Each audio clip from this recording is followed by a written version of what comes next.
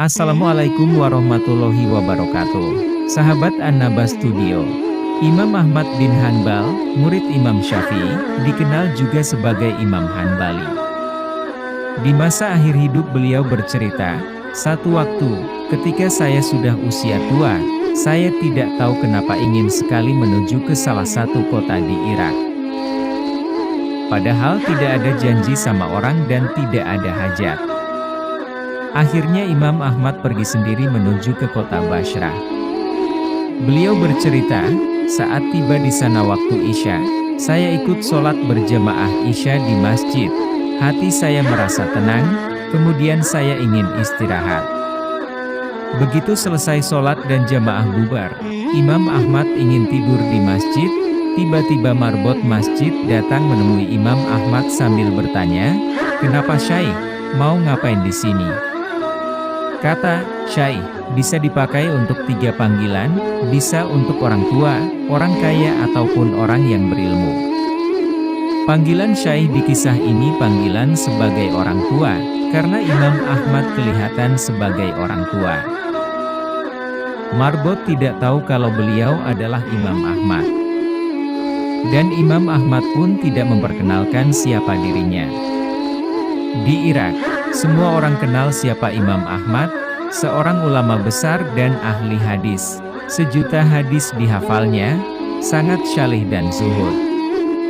Zaman itu tidak ada foto sehingga orang tidak tahu wajahnya, cuma namanya sudah terkenal. Kata Imam Ahmad, "Saya ingin istirahat, saya musafir." Kata marbot, tidak boleh tidur di masjid." Imam Ahmad melanjutkan bercerita, "Saya didorong-dorong oleh orang itu disuruh keluar dari masjid. Setelah keluar masjid, maka dikuncilah pintu masjid. Lalu saya ingin tidur di teras masjid.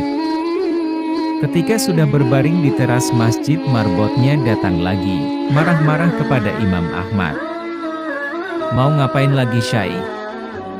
Kata marbot. 'Mau tidur, saya musafir,' kata Imam Ahmad. Lalu marbot berkata, 'Di dalam masjid tidak boleh, di teras masjid juga tidak boleh.' Imam Ahmad diusir. Imam Ahmad bercerita, "Saya didorong-dorong sampai jalanan. Di samping masjid ada penjual roti, rumah kecil sekaligus untuk membuat dan menjual roti. Penjual roti ini sedang membuat adonan, sambil melihat kejadian Imam Ahmad didorong-dorong oleh marbot tadi. Saat Imam Ahmad sampai di jalanan, penjual roti itu memanggil dari jauh, 'Mari Syekh, Anda boleh nginap di tempat saya punya tempat, meskipun kecil.'